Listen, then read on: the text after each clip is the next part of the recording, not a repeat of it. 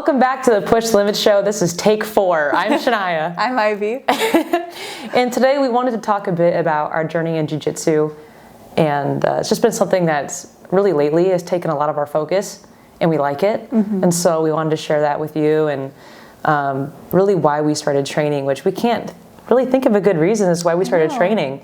Well, I think a big thing is before we moved down here to Texas, we trained Muay Thai for 3 years? 2 or 3 years? Yeah. So I think it was kind of like, for me, it was a fresh start to try something different. You know, try a new martial art, because we'd actually dabbled in Jiu Jitsu back in Iowa for maybe a couple months. Didn't really like it at the time. And then now I'm like, this is my favorite sport. Yeah, I remember when one of the first classes we went into, or we'd been going for about a month, and a girl came into class, and I just remember that we were doing positional sparring without submissions. She submitted me like 4 times in 2 minutes, because I had no idea what I was doing for one, but then like this person, I hadn't seen her the entire time we were in there. And then she came in and submitted me a bunch of times. Yeah, I remember that. That was crazy. And I think that kind of gave me like a weird feeling about it at the beginning. And so also the issue was that we were kind of new into Muay Thai. And I thought that when we diverted our focus and started training Jiu Jitsu too, that my Muay Thai started to, I wanted to say depreciate. Yeah. It started to get not good. And so we just focused on the Muay Thai again for a while. But then like what you said, when we moved down here, we were looking for a gym. That was one of the first things that we did when we moved here, was look into gyms. And we found one and went and checked it out. And what helped with this gym is they also do Muay Thai. So that attracted us to it, even though we're not training Muay Thai. Yeah. I still do striking every now and then. It's been a while, but I do like to do striking. Yeah. So, I mean, what gravitated us? What do you think was the reason that we're like, let's try Jiu Jitsu? I think it's because you didn't really want to do Muay Thai anymore, because you're not really big on the striking. But I really wanted to train a martial art. So I remember now. I was going to train Muay Thai and you were going to train Jiu Jitsu. Oh, yeah. That's what we were going to do. But then we both just ended up doing Jiu Jitsu together, loving it. Yeah. It's been amazing. The gym that we go to is full of really awesome people, super helpful. You know, they're pushing us to be better, really in all aspects. And that's just one of the best things. Yeah, no ego at all in the gym, which has been a really cool experience. Yeah. What else about it? What do you like? Well, I am grateful that you wanted to continue with Jiu Jitsu too, and not like us do separate sports, because like I think having the best training partner ever, who's also my wife, is like, it's amazing. Yeah, that is something that's really cool, is that, you know, we're together all the time, so we're training together all the time. And now you have your first competition coming up. I do. We both signed up for a competition. I don't have a match. And so, but I have one the next weekend that I signed up for, and Ivy also signed up for. And so, oh my God. It was really cool though, because just helping you practice a move and kind of come with a game plan, and just helping you drill that, you know, 20, 30, 40 times in one sitting. It's been cool to help you out with that. But now I'm not really focused on that as much now, because I'm competing shortly after, so it's got to be equal again. Right. Yeah, no, we both just have to help each other out a lot through these next 2 weeks. It's going to be crazy. Are you nervous at all for your match? No, not yet. I know, I'm like, I don't feel nervous about it until our coaches start talking about it. And then I'm like, oh, and then I imagine myself doing the thing, and then like all these people around. I'm like, oh my God. I just imagine myself doing good. Yeah. You know, I don't know how that's going to turn out. You know, I have no idea. I don't know what to expect at all. You can tell him to go lay down. He's so cute though. I really don't know what to expect at all going into the competition. We have done some sort of competition with the Muay Thai Development League. Yep. Where it was basically just hard sparring with a stranger and you both win. But that was nerve-wracking. And it was 1 or 2 minute rounds. I think it was 2 minute rounds. Maybe. I thought it was 3 1-minute rounds. It was 3 1 minute rounds. Something like that. And that was the hardest 3 minutes of my life. Oh my God. We were training so hard with Muay Thai, and then we stepped onto the mat to do that. And I just remember my hands felt like they weighed 20 pounds. The kicks were so hard to throw. I don't think when she hit me, it didn't feel that heavy. But everything on my side felt really heavy, and like I could barely move. And that's what they're kind of warning us about when you step onto the mat for your first jiu-jitsu competition, or not your first one, really all of them, is that when you get out there, it's everything that's happening in class, but it's like 10x. And everyone's going to feel really strong, but you're going to feel really strong to them too. Yeah, that's what I have to keep reminding myself, is like, I mean, I don't know, obviously, the people I'm competing against. I'm not going to go try and like dig up research on them, especially like we're white belts, so whatever. But like I just have to keep like reminding myself, as much as scared as I am, as maybe lack of confidence, which I don't feel any lack of confidence right now. I feel really good about it. But it's like, yeah, they're feeling the exact same thing. So I think if we just go out there and do our best. Yeah. One thing I realized I'm doing too, I'm like sharing this event with all of our Dallas friends. Like I'm probably going to post it on my Facebook page and just see like, if anyone wants to come, because I want them to experience it too. But then I feel like it's giving me a feeling of like, oh, now there's people I know coming to watch me. Expectations. Yeah, there's like a different expectation. Like I definitely want to show like what I can do. So yeah, I don't know why I put myself in that position, but oh well. Yeah, you put me in that position too then, technically. Yeah, but at least you don't have to compete for the free one. Yeah, but we love Jiu Jitsu. It's just something that's kind of a distraction in a way. At the end of the day, you have a really long day. The last thing you really want to do is go to Jiu Jitsu sometimes. But you go anyways, and you get on the mat, and all you can do is focus on what's going on. Because if you're not focusing on what's going on, then you're going to put yourself in really bad situations and positions. You're going to get submitted, or they're going to score points on you. But I'll notice too, like, because we'll do instructional before we do the rolling, my mind is just kind of going different places while the coach is teaching, and I have to remember just to dial myself back in and remember why I'm here. This is what I'm focused on right now. I don't need to worry about these other things, and that's just one of the amazing things about doing jiu-jitsu. And the other thing is the people that you meet while you're doing it. Everyone's just kind of at the next level. Especially at our gym, there's a lot of competitors, so they're not going out partying and drinking and smoking and I don't know what else, but everyone for the most part is really dialed in. They're really healthy. They go to the gym and lift weights. They go to jiu-jitsu. They're working on themselves. They're into personal development. And that's just everything we love in one spot. Yeah, there's like no time to go out and like, do things that don't align with the main goal of being a competitor and like really dialing in your training. We've trained every single day for 2 weeks now, almost. Almost every day. I think I missed crazy. One day. Yeah. Yeah, because last week, 2 weeks ago, we did 10 hours, and last week we did 11 hours, which is probably rookie numbers to some people. And we don't always train like that. I mean, we've had a couple of months of hiatuses here and there where we don't train very much, if at all. But that's just one thing, too, about signing up for the competitions. It's forced us to really dial in and be intentional and put ourselves out there. And I think that really relates to a lot of things that we do outside of jiu-jitsu, is that, I've always heard people talk about how they go 1,000% for their job and then they do nothing for themselves. That's kind of how this feels to me. We have to force ourselves to do this for ourselves. This isn't anything we have to do.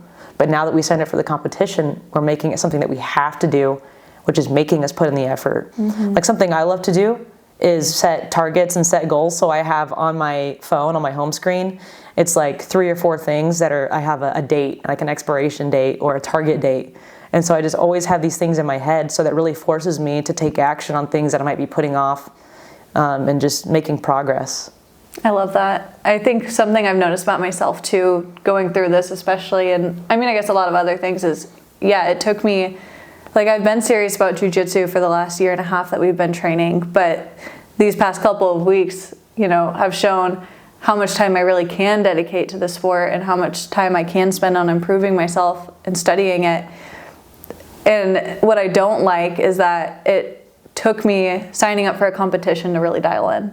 And that's something that I think that this sport has really helped me to uncover about myself, is like I'm always waiting for the thing that will make me become more dedicated and become dialed in on it.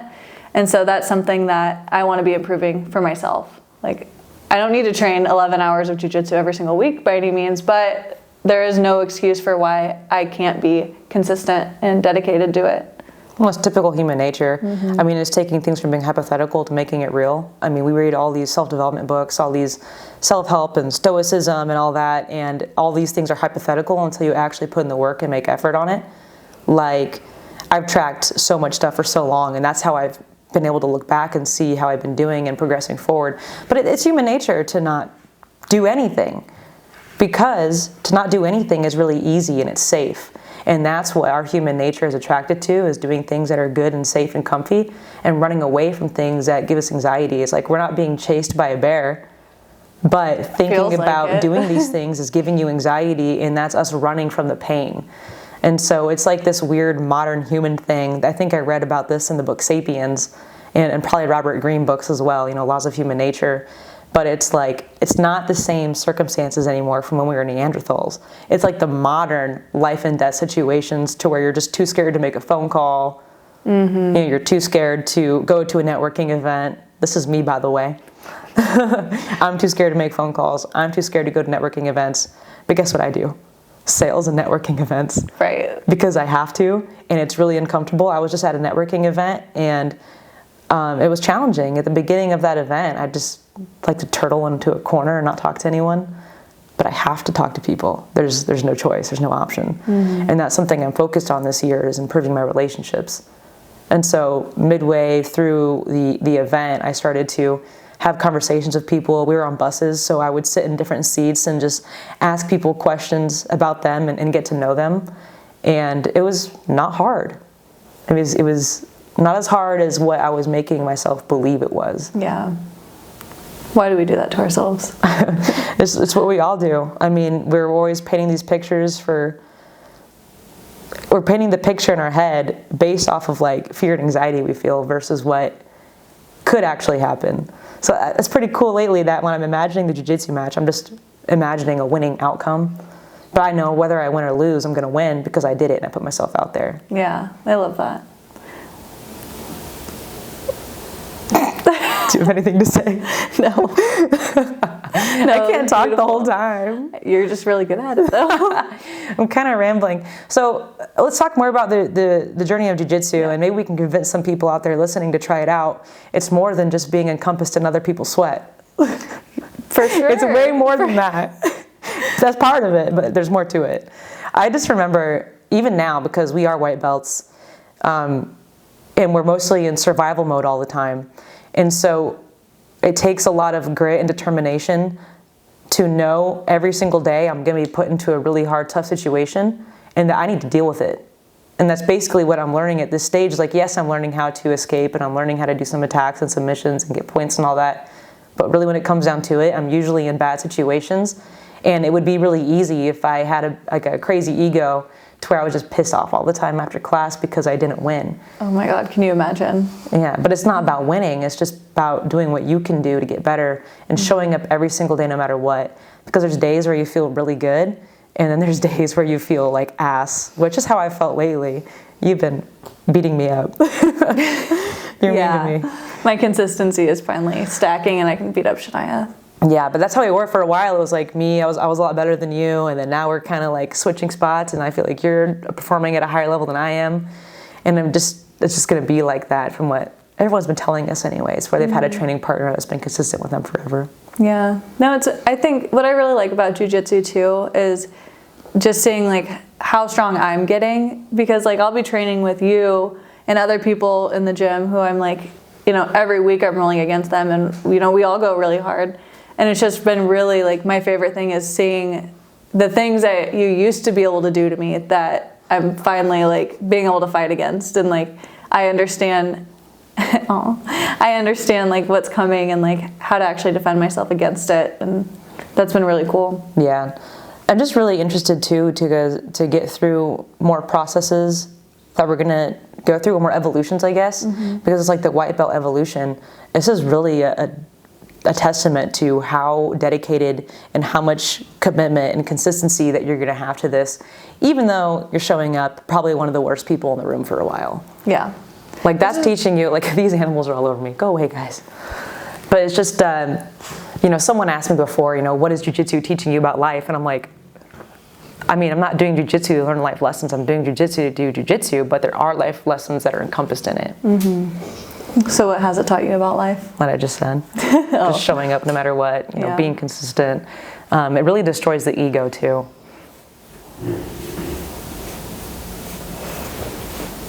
I don't know. I'm having a hard time. How do you think it destroys the ego? How does it destroy the ego? Yeah. I don't know. I think like ego isn't just like thinking you're really good and awesome at everything. You know, how do I want to explain that? Have you read Ego is the Enemy of Ryan Holiday? It's a really good book, but it's not just thinking that you're really awesome, but it can also just getting in your head about yourself in all things, and negativity as well. You know, I have an ego because I have this imagined idea of myself, and that is ego. It's who you think you are. Even if you think you're bad, like not good at the sport? Probably. That's Obviously, we're not geniuses. We've been choked out too much that we can't think today. I know. My brain cells. I guess we're going to post it anyways. I think it's okay, you know. Just figuring out this podcasting thing. There's something else I wanted to say about Jiu Jitsu, but I think I've really spoken to the challenges, but it's such an amazing feeling after class. You know, you're really tired. You push yourself to go further than what you thought you could, and that's what we're all about. Push supplements is pushing limits. Push limits. Push limits. The other thing I love about jiu-jitsu is like, you know, that feeling after class that you're mentioning. I feel like we all feel it as a community too. And that's what I love about the sport. Even though in the sport it's you versus one other person, but most of the time it's you versus yourself. But just that connection you have with everyone around you, because everyone showed up, everyone did the hard thing, everyone's pushing themselves, and like just being around that level of people is just so elevating. It's a lot of self-discovery, you know, because you do get into really tough situations. You know, you're being smothered or you're being held in a weird position, and you don't need to tap. But that's something you learn along the way, is like, when should I tap? When do I need to give into this? And I believe really early on, it's like we're tapping really fast. I've noticed that, you know, especially with newer girls and newer women that come in, is that they don't know how to use their bodies very well, or they feel kind of self-conscious about using their bodies and using their weight. You get them into a weird position, you're not even close to putting a choke in, and they're already tapping. I think we're similar to that in the beginning, but then you start to realize how strong you are and how much capability that you have and how much you can push through until you do need to tap. I mean, obviously, don't not tap. You should definitely tap. That's one of those things about ego too, is that you need to tap so you don't get hurt. Like, I should have tapped to a body triangle a couple weeks ago, and I didn't, and it ended up tweaking my back. You know, that's on me. I didn't want to tap to it when I should have. Right. But I think it's a really cool sport. I wish more women got into it. It's obviously a male-dominated sport, but lately there's been a lot of women that we've been training with, and they're higher belts and they're strong, and it's just really cool to have that around us. Yeah. The cat sneezed. No, Stormy's sniffing him. Stormy, go. This is the worst podcast episode He's ever. just checking on the cat. Go lay down, dude. Go lay down. But yeah, I think more women should try out jiu-jitsu and combat sports in general. I think so too. And even if it's like just finding like, so this is just for the women, I guess, but even if you can find like a group that gets together and it's just all other women, like that's a great place to start. You know, you don't have to just dive right into a jiu-jitsu class, a standard one, if you don't want to. There are plenty of free women's classes that you could go to check it out. Yeah. But yeah, in all, I mean, doing jiu-jitsu, I feel like a badass. I feel really cool doing it. I'm in really good shape, probably the best shape I've ever been in my life. Whenever we're training consistently, like right now, you know, we dial in on nutrition. We have really good proximity. It's just, I have nothing but amazing things to say about training jiu-jitsu. I was gonna add the mental, like I just feel really good mentally too. And I mean, that's just all attributed to the consistency in the training, how well we're eating, and then we're not going out, we're not partying, staying up late. Like we're just really focused on our physical health, which in turn makes mentally like so much better. Do you think it makes you feel safer, like if you go on like a solo run? You know, because there's a huge thing out there. Women are targeted and attacked often. Yes, I think so. I just don't want... We've never dealt with it. We've never dealt with it. And yes, I do feel more secure, and I do other things to help keep my safety measure in check, because at the end of the day, my safety is my responsibility, no one else's. However, I just don't want, like, there's that fight versus flight thing, and I do still believe, like, in most situations, if you can flight kind of thing. And so, like, I'm not gonna go, like, if some guy tries messing with me while I'm on a run, I'm not gonna try and armbar him or like choke him out. But if he tries to tangle up with me, then I'll know how to defend myself in that situation for sure. Mm-hmm. I think so too. Yeah. Yeah. try jiu-jitsu. This is your sign, I guess. Yeah, and if you have questions about it, especially newer folks that want to try out, and if you're in the Dallas area, our gym is amazing. And so it'd really be cool if you came and checked it out. Yeah, hit us up. We'll definitely go to a class with you. Yeah, and most gyms do free trials, so I think it's good to try out a few gyms before you decide on one. Just call them and see when you can come in and check it out and what their availability is like to do trial weeks. Most of them do trial weeks, or at least a trial class. I think so. Yeah, that's what I'm seeing all over. Yeah. So, what's your plan now going in for the comp? Your weight's good, right? I'm pretty close to my weight. I think I'm like 1 to 2 pounds over right now, so I'm feeling good about that. I think my big thing is I definitely want to be focusing on my mobility is a huge one, and like really getting some good dynamic stretching in, and then visualizing what's going to happen. And that's something that I don't normally consider doing. Lately, every time I'm thinking about competing and thinking about what's going to happen, just like you said, like I'm thinking like I'm going to go in and I'm going to give it my all, and that's everything I keep thinking about. There are no bad thoughts in my head right now about this, so I just want to continue good visualization of what I'm going to do. It would be a completely different story if we were not being as consistent as we're being right now. Yeah. Because we know that we're doing everything that we can to be prepared for it, and so when we go in and give 100%, whether we win or lose, we know that we did everything that we could to get there, and all that matters is actually just stepping on the mat, and it doesn't matter if you get your hand raised. Right. So it's something to be proud of, Yeah, I'm excited. I just think about I just signed up for my first competition. We just signed up for our second competition a week after. It's my birthday weekend for the second one, and I'm just like, wow, how I guess maybe this is a little bit of my ego, but I'm like, who else is doing this? It's like, I mean, what percent of women in the world train jiu-jitsu? A very, very small percent. Like that many. Yeah, or just jiu-jitsu in general. Combat sports are not especially as common. An adult. Yeah, jiu-jitsu is not even in the Olympics. Yeah. Isn't that weird? I think it's weird. It should be. Yeah. And if it is in the Olympics and I'm wrong, it shows how much I pay attention to shit. Yeah, we'll edit this. What? No, we won't. We'll bleep it out. No, it's good. By the way, it is actually in the Olympics. I'm pretty sure it's not. Yeah, I don't think so. I don't know. Yeah, this is our white belt knowledge. We'll keep talking about jiu-jitsu more. It's something we're passionate about and want to translate that passion to other people. So thank you for listening in. I think we're good to wrap this thing up. Let's do it. All right.